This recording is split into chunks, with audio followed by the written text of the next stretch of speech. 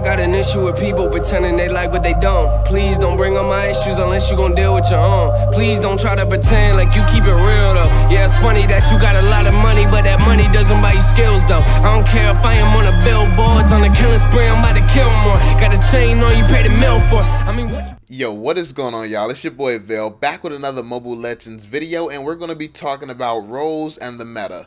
So basically, a lot of players just really don't understand how to properly play Mobile Legends and games like Mobile Legends.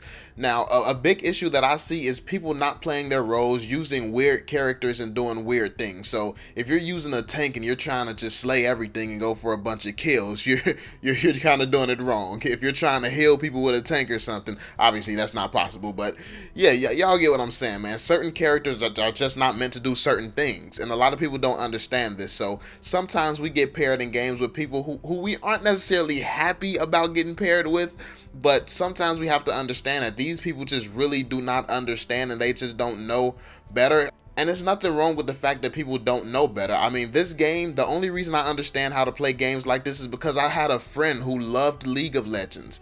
I had a friend who was absolutely in love with that game, and he taught me everything I need to know. Like, when I first started off playing that game, he was like, yo, just type ADC in the chat. I'm like, what the heck does that mean? Why would I type that? Then he said, just write ADC, write top, write bot, or write mid. I'm like, what the heck is a top, bot, and mid? Like, I know how frustrating it was when I was starting out playing these games, and I actually have to step back and think like that sometimes when I get paired with some people who aren't the best people. So let's get into these roles, man. So ADC, someone asked me the other day, what's ADC? ADC means attack damage carry. Now, as the name may suggest, you're going to be the one that's doing the damage. You're going to be doing the attacking, and you're going to be doing the carrying. So basically, you're going to carry your team. You're supposed to be the one slaying everything. You're supposed to be the one like just killing things, and you're supposed to stay alive. Like, that's very important for you to stay alive, because you're going to be doing all the killing. But I'm going to do another video on exactly how to play each one of these roles. So let me know in the comment section if that's something you all think you would benefit from. If I go through every single role and walk you through exactly how I think that they should be played, let me know if that's something that you would want. But yeah, basically ADC is just the person doing all the damaging and all the killing. Moving on, we have junglers. Jungler is the person who goes through the jungle and he basically supports everyone else. He supports every lane. So his job is to go through the jungle and slay all the monsters. So, and while he's doing that, if he has the opportunity to gank someone, and what gank means is basically just hiding and waiting for someone to catch someone off guard and then just diving on them, and that's basically how junglers are supposed to be played. So yeah, that's the jungler. That's the jungler's role. You're supposed to be going through and basically supporting everyone. Anyone needs some help, anyone has two people on them and no one's like covering that area, or if someone's pushed up too far where you can get a good flank on them, you're supposed to be the one doing that. Your job is to just go through the jungle, killing everything and getting strong, and supporting anybody who needs support. Now let's get into support characters. So when it comes to support characters, you have heroes who are built to heal people, and you have heroes who are built to like stun people and stuff like that. Basically anybody can be a support character, and actually if you want to get technical, everyone else in the lobby except for the ADC and the jungler, well, even the jungler, everybody except for the ADC is a support character, because everyone's basically supporting the ADC. Like when you play based around the ADC is really like the superstar, and a lot of people want to be the ADC. Like when it comes to League of Legends, everyone tries to rush and be the ADC because they want to get all the kills. They want to feel all super powerful and stuff like that, even though it's not even really about, it's not about who can get all the kills and stuff like that. It's about getting those towers down and winning the game. So that's what the ADC role is. The ADC role is really the main person that's going to be doing everything. He's the main person in charge. And when it comes to the support, like basically you do have support heroes that's like healers, but everyone else is supporting the cause. Like you're just supposed to defend the towers with the support. The line of support is supposed to be defending towers and stuff like that, and whoever's supporting the ADC, they're supposed to make sure that the ADC doesn't go down, and the ADC has to be good enough not to go down, because the ADC is the one character that should never be going down. If that character goes down, he's definitely not doing his job. He or her is definitely not doing their job. So the ADC is someone who's supposed to stay alive a lot of the times, and everyone else is really just supporting the ADC, and you all are supposed to get together and push as a team and basically just have the ADC getting strong and fed with some support behind them, and a jungler that's sitting there and supporting everybody. So basically you have a line of support and you have the ADC. The ADC are supposed to be doing all the killing, then you all push up together, and that's basically those three roles. But I mean, people break it down differently. There is no like 100% defined way to know like exactly what roles are, but this is like just the general understanding of what everyone is supposed to be doing. So you do have the ADC, as we went over, the jungler, and the support, and then you can even break it down to more specific type of roles like tank, marksman, and fighter. Basically, a tank is a support, and a fighter is also, well, a fighter could also be a ADC as well, even though those are usually people like Maya and Layla.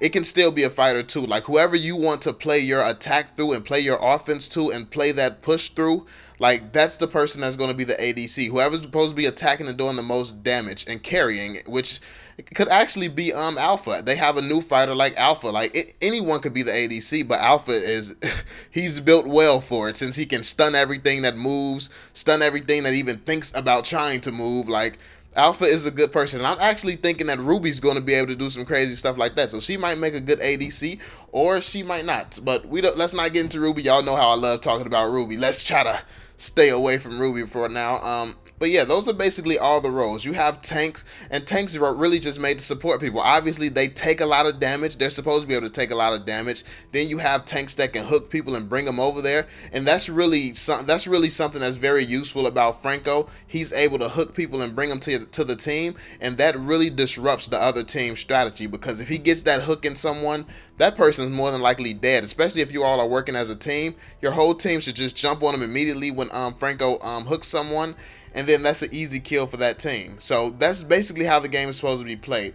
Everyone is supposed to be supporting. The ADC is supposed to be like the really strong one that really makes sure everyone else doesn't die. Yeah, the ADC is supposed to be doing a lot of killing, but that's how the ADC actually supports the team. The ADC supports the team by being so strong that they can kill everyone else on the other team, and that's really in a way even support. So really, it's just like any team. It's as simple as any team. Everybody is just supporting each other. But if you all want me to really go in depth into how you play each one of these characters, make sure you let me know in the comment section. But let's get into a little bit about the meta. So a lot of people don't know what meta is. A meta is basically just the way the game is played. What strategies are people using? What team compositions are people using? Like, are you going to have 3 tanks? And are you going to have 1 healer and a ADC character? A character like Layla or somebody like that. Like, the team composition is basically just what combination of characters you have and what type of strategies are people doing to try to win the game. Like, is everybody just pushing middle lane? Maybe that could be the new meta. The new meta is just that everyone just pushed right through the middle lane and ignore the top and bottom lane.